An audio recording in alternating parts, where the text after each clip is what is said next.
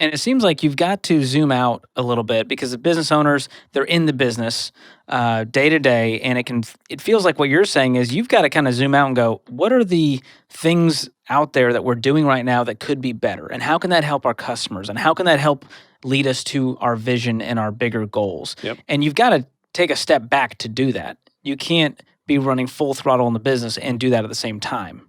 That's right.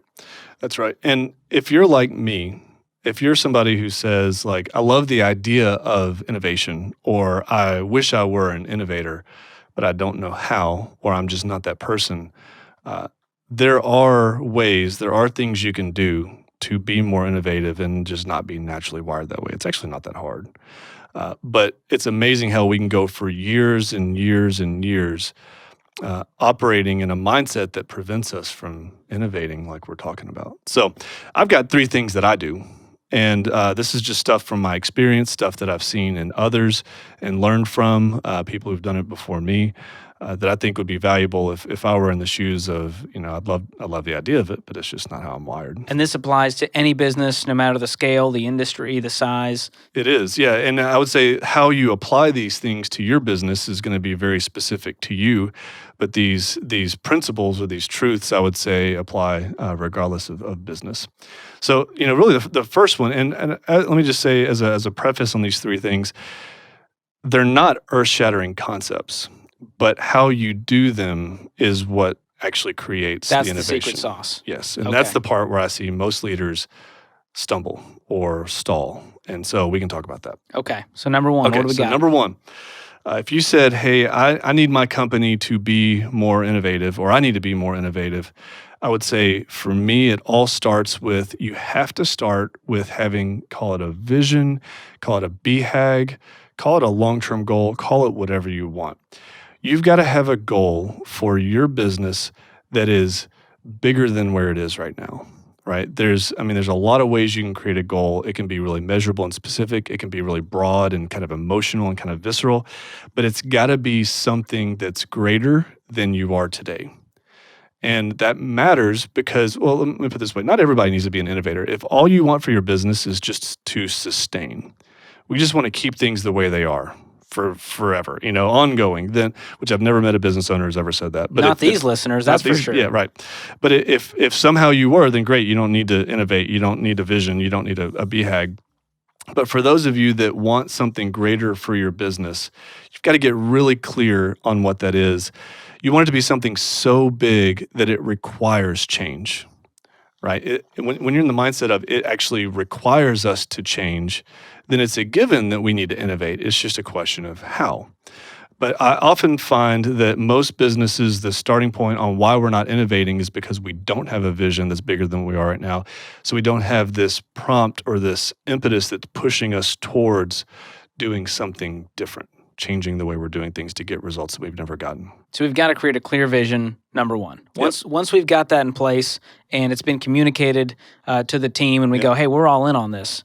And you'll know the vision's right when, let's say you were a plumber and you're saying, I want to go from being a single shop to being, to being the number one service provider in this region. And that requires, a handful of locations, a whole distributed network of pros, something that's way bigger than we are right now. You'll know it's right if you look at that vision and at first glance, you're like, I'm not sure how we're going to pull that off. It should feel a little bit scary and that's right. beyond your depths there.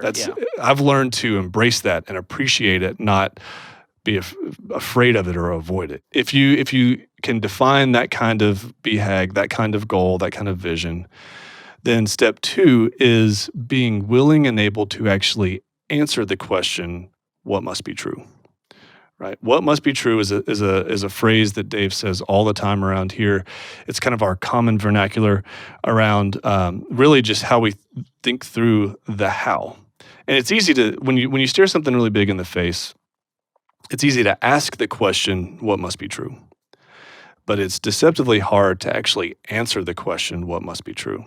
And here's why, because when you start answering the question, almost unavoidably, there is a phase in that process where you feel overwhelmed. It feels too daunting. It feels, I don't even know where to start. But just trust me, if you power through that, if you stick with it, chip by chip, you just keep leaning in and keep trying to figure out how would we pull that off? What must be true for that result to happen?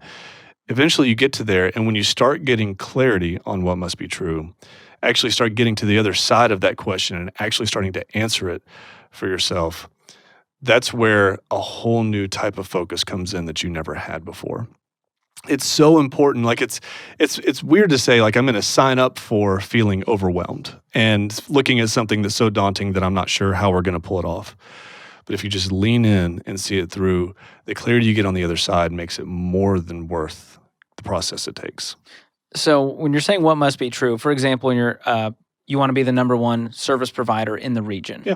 What might need to be true for that to happen? Well, let's say we're a team of 5 right now, and there's you're a player coach. You do some of the service yourself, and you've also got 5 service providers. It may be that you need to hire 45 people over that timeline, which seems like an impossible number of people to manage. It may be that you need to make some capital investments into equipment or vehicles or back office software, or hire an operations person, or completely change what your day-to-day looks like, or enter into new types of services that, and if you want to be the number one provider in that general category, you may be needing to expand into new types of services that you've never done before. It could be any and all of those things and then some. And any one of them you can look at and say, I don't know how in the world I'm going to hire 45 people, or I don't even know where to start on back office software because right now I just use pen, paper, and sometimes Excel, But that's okay. It's at least being able to start with a list, and what you're doing is taking this big, massive goal, and even there in that list we just ran through, if we then look at each one of those things, it becomes more digestible. Then we start paring it down more and more. It's not I'm going to hire 45 people all at once. I'm not even going to hire 45 people in the next year. Lord help us, But who do I need to hire next and why? What are the first handful that we need to hire and why? When do we know we need to open a second location and why? As you just work your way down and work your way down to where that big, massive thing becomes a series of smaller, digestible problems to solve, then you can actually get your arms around it and say, I actually know what must be true with some sort of plan on how I'll walk it out. So it doesn't have to happen tomorrow. We're just going, what do we have to do today to take that baby step to then make progress towards that bigger vision? It becomes baby steps. Yeah. But when you first start staring it in the face, it never feels like there's baby steps there. Yeah. All you feel like is this unscalable mountain. You see the mountaintop, but how you go from here to there is just one big question mark. Yeah. But eventually, you shine light on all the individual parts, and it's like, oh, I get it. And when you get to there, it is such a rewarding, encouraging feeling.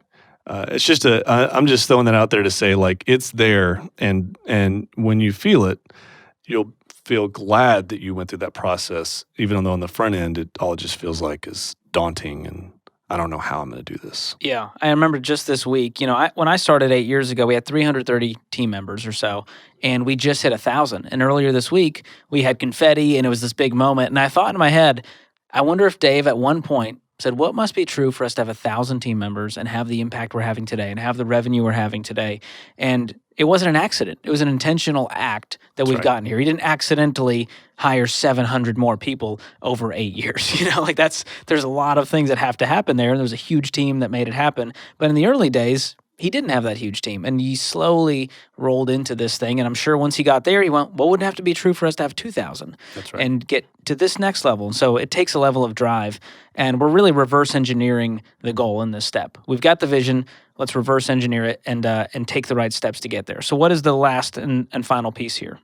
So as you get clear on the what must be true, and as you get clear on the steps you've got to take, if you can then treat that body of work like a goal, as intentionally as you would the revenue goal you've got for this year. That's how I see people, that's for me personally, and also in others, where I see people actually get traction on innovating within their business. If you don't treat it like a goal, if you just said, I want to be more innovative, you will never be more innovative.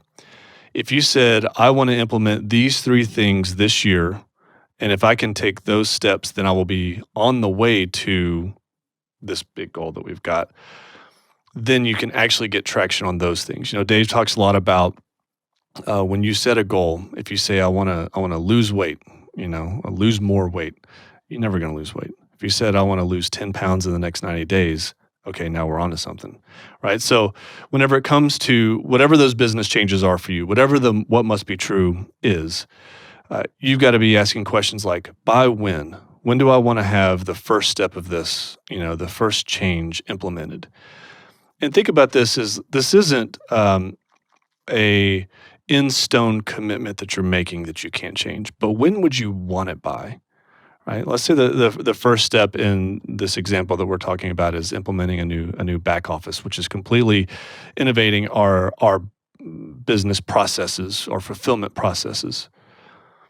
Well, when do you want to implement that by? When do you desire it to be implemented by? And just start there. It'd be nice to have it done by end of this year, but I don't even know what provider I want to use. Well, great. Okay. Well, in order to implement something, you're probably going to need 2 to 3 months to actually implement the software. You're going to need another month for contract negotiation. You're going to need probably 2 weeks of vendor vetting and research. You can kind of back into what do I need to do right now to be on track for implementing by the end of this year.